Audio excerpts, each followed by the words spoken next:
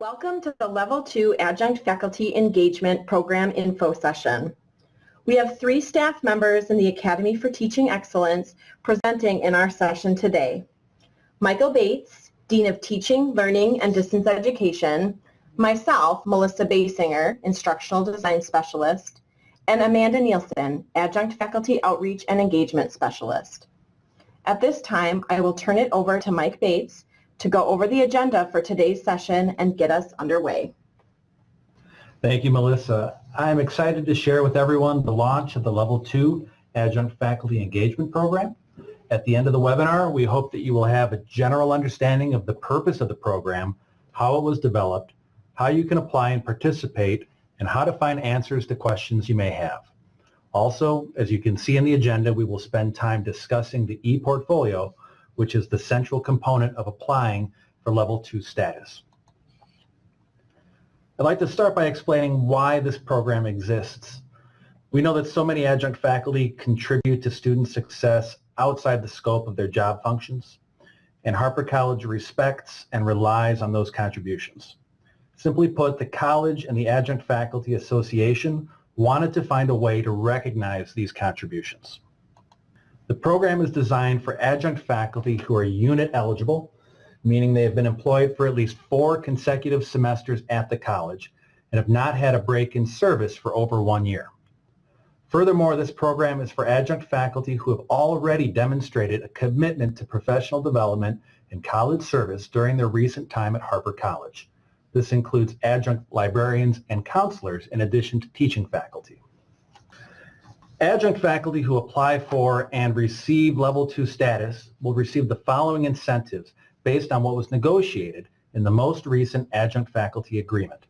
These incentives include increased compensation per contact hour, priority in course assignment for teaching faculty, and an interview for a posted full-time faculty position for which the adjunct employee is qualified. These incentives were identified in an attempt to address the diverse motivations and characteristics of adjunct faculty who teach at Harper College, including aspiring for a full-time position, maintaining employment at one or multiple colleges, or working with students while employed full-time in the field. What I've just described to you was developed during the most recent contract negotiations with the Harper College Adjunct Faculty Association. However, the negotiating team knew that the details of the program would need to be fleshed out over time with input from all academic divisions.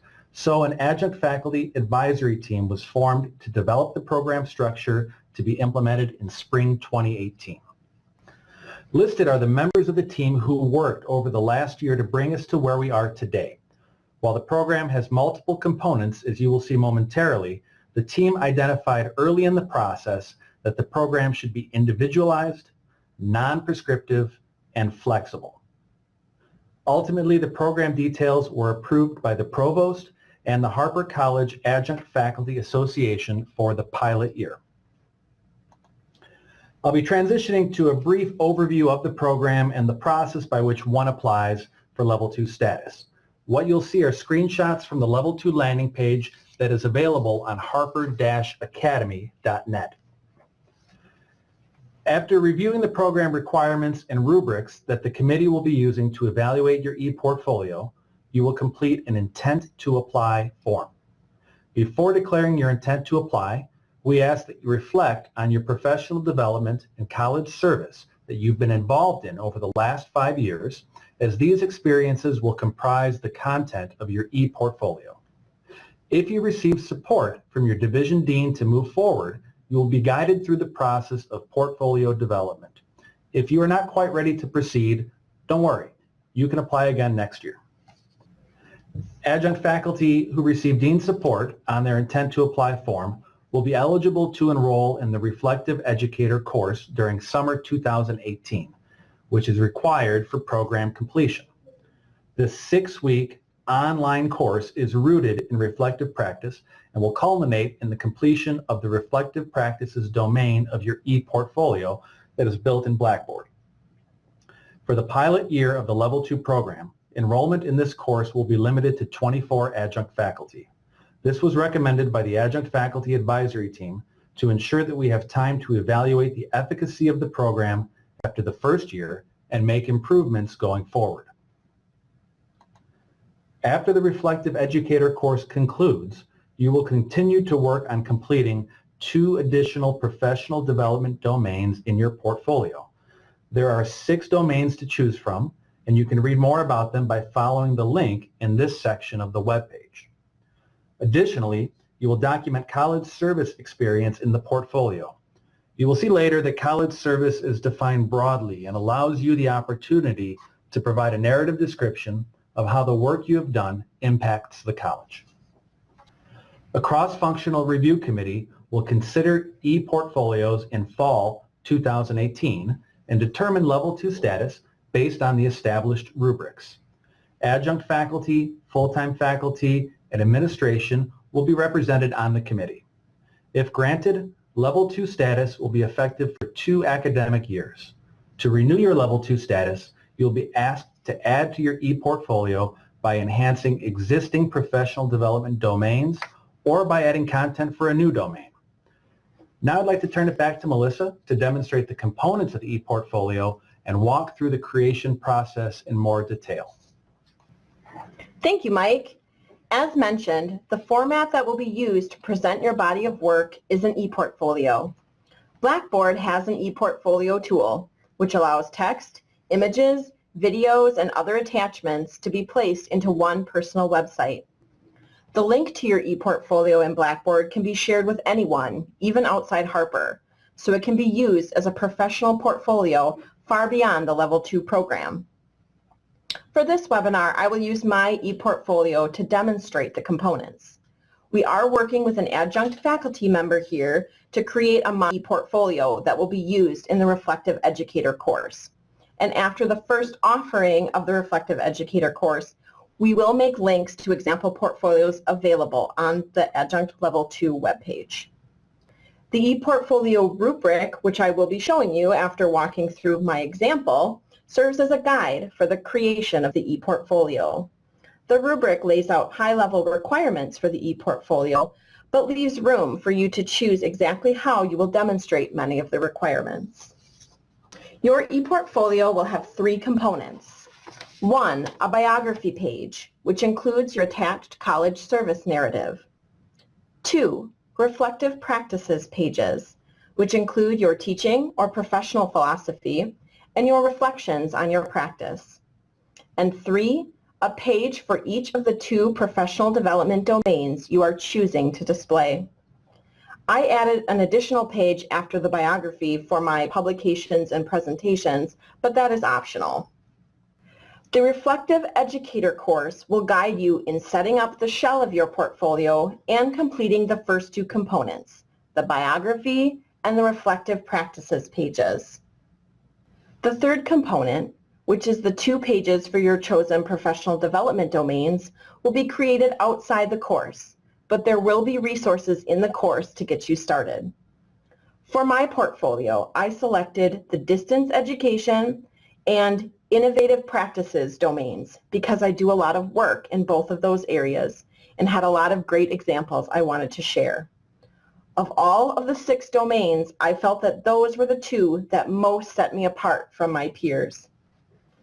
I will show my distance education page as a quick example. I followed the e-portfolio rubric for this domain. First, I selected an online course from the past 4 semesters that I think best demonstrates my skill in distance education and attached a syllabus.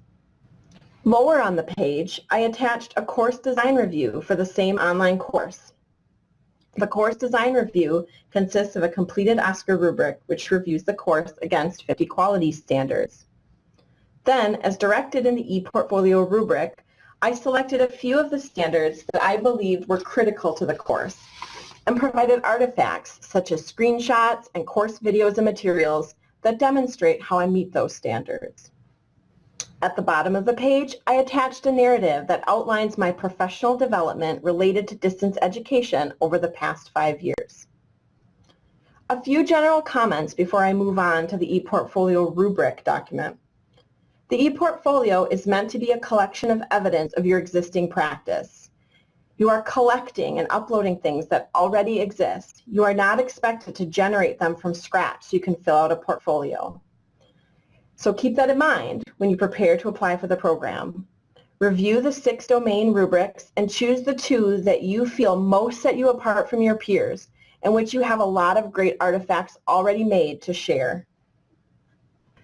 Now that we've seen a little of what an e-portfolio looks like, let's take a look at the rubric that will guide the e-portfolio development in and outside of the Reflective Educator course. This first page of the rubric shows an overview of the components of the e-portfolio.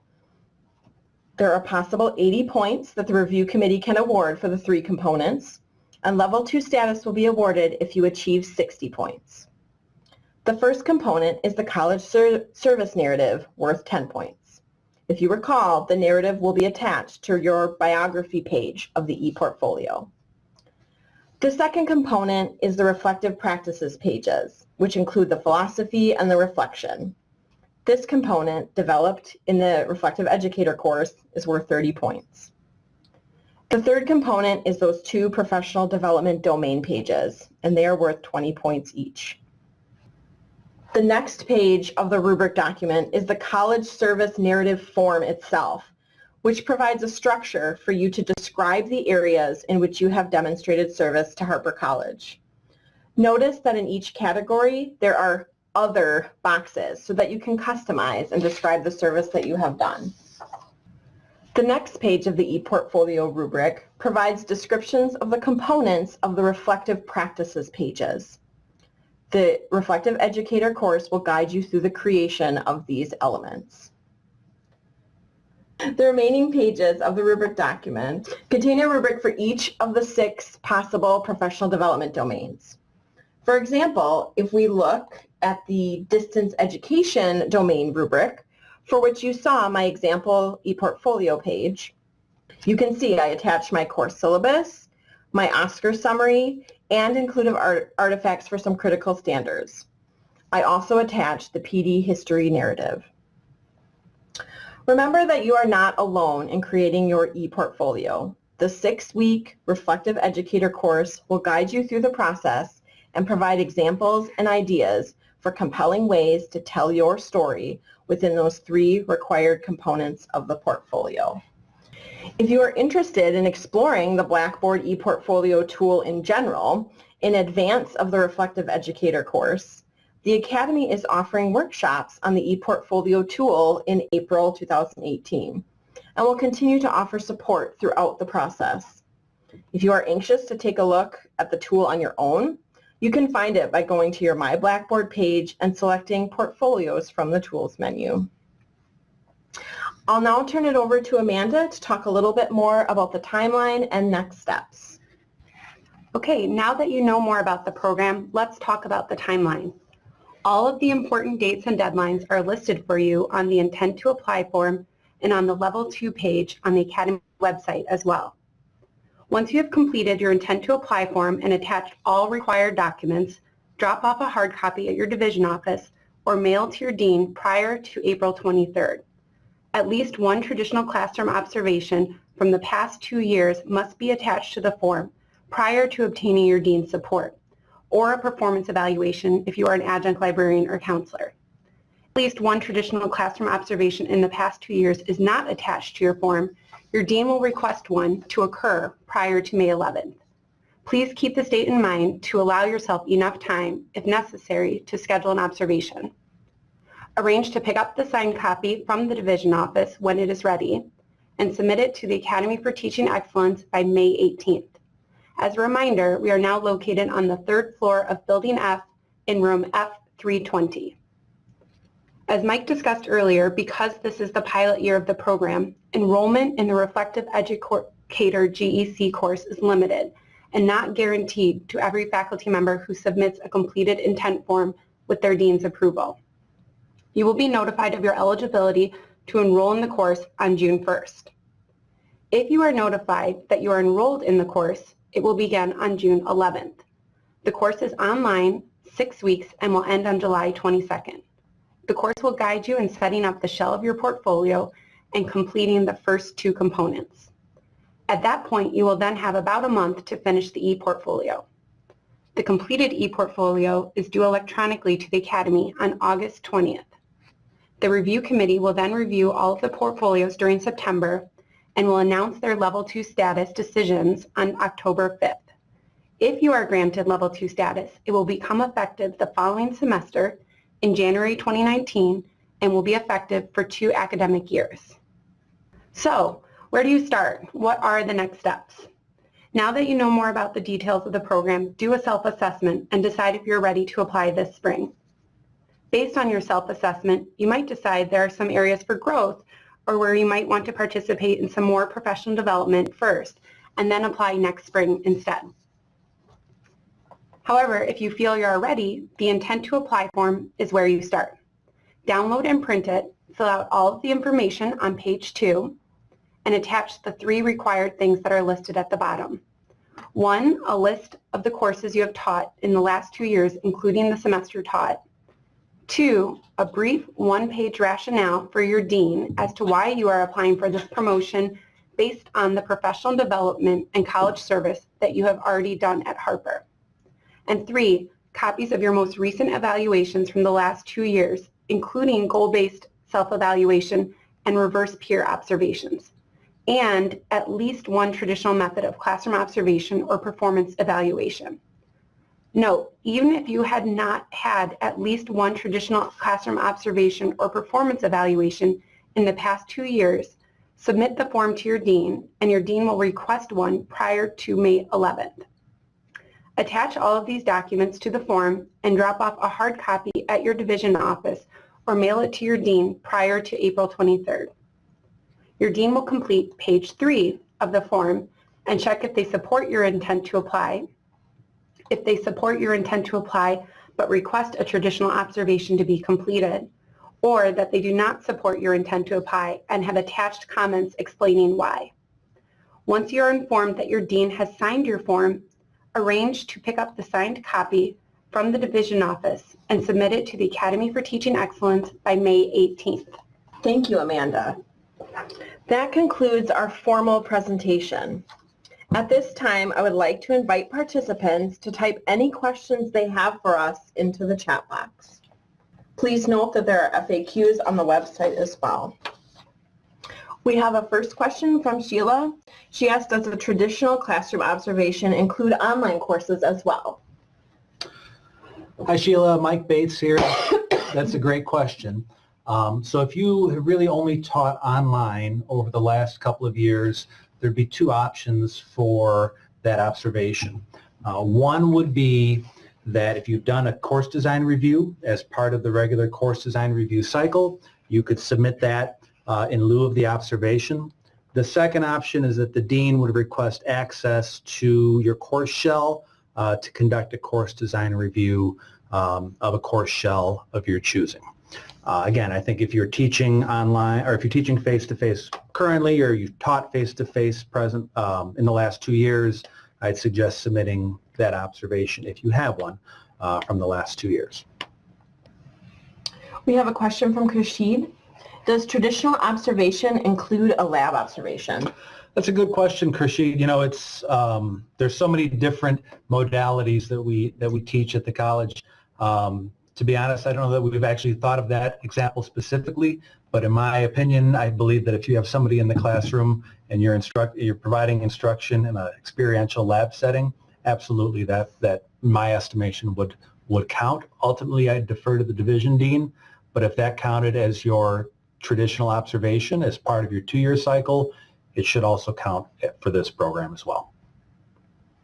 Sheila asked a question, if your office conducted a review of a course that I just created this winter for the new Pearson partnership, does that count as a possibility of a course review in lieu of the observation? Yes. Yes. Good question, Sheila. It would. Katie asked a question, as an adjunct counselor, I have not taught a class in the last 2 years. Therefore, I do not have a reverse peer observation. Does this mean I would not be eligible? Hi, Katie. Good to see you on the chat, and great question. So the program is available to all adjunct faculty. I just want to reiterate that, including teaching faculty, adjunct faculty librarians, and adjunct faculty counselors. So counselors have a different performance evaluation procedure from teaching faculty, and so that performance evaluation that's conducted within your division would be what you would submit in lieu of the traditional observation. And so in short, yes, you are eligible. And maybe at this point I can just riff a little bit on that. You'll notice some of the language that we've used in the documents, in the rubrics, on the website, and in the webinar. We're not just referring about teaching here. So even the course is called the Reflective Practices course, and that is an effort to make the course as inclusive of faculty from all divisions, including librarians and counselors, so that we are not really just designing a program here for teaching faculty, but rather for all faculty at the college. And I would just add on that, Mike, as an example to Mike's point that we're inclusive of teaching and non-teaching adjunct faculty members. When we put example portfolios out on the website after we've run the Reflective Educator course, we'll include teaching faculty and a non-teaching faculty example of a portfolio because they would have maybe a professional philosophy rather than a teaching philosophy. And it's just a little bit different how you might reflect on your practice and the types of artifacts that you would have. So there will be examples inclusive of all of the adjunct faculty here at Harper. Mary asked the question, what if you are not able to schedule a classroom observation by the end of the semester?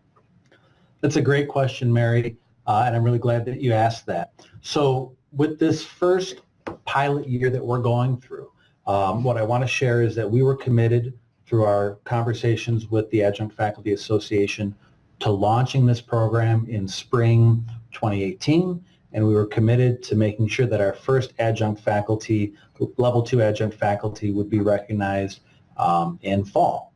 Will be reviewed in the fall 2018 and applied in spring 2019. Long and the short, we knew that we wanted to launch the program this semester. However, we're launching it a little bit later than I believe we anticipate launching it in the future.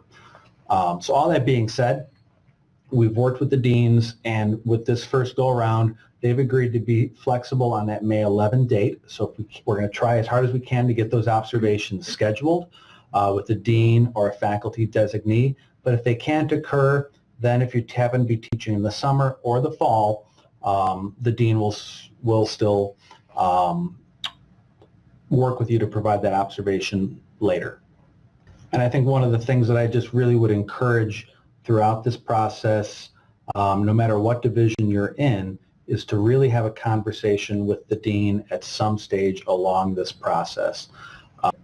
You know, obviously with the application, you submit the form by the due date. The dean after that should schedule a meeting with you, particularly if they have feedback to give you. But I would really encourage you to reach out and at least try to have a conversation with your dean so that both of you are on the same page. And if you need to set up that observation, you can both know what that timeline would be. Kershid had a question. How many hours of work would you estimate the online course would require per week? I can respond to that. The course is 1 GEC, which equates to 30 hours of work. So that if you say a 6-week online course, that averages out to about 5 hours of work per week. The course is very focused on reflecting and creating that portfolio. There are very few assignments that don't centrally, in fact, there are no assignments that don't directly relate to the portfolio, and most of the assignments are building the portfolio. So it is a very focused course. Try to keep the workload to 30 hours total for the 6 weeks.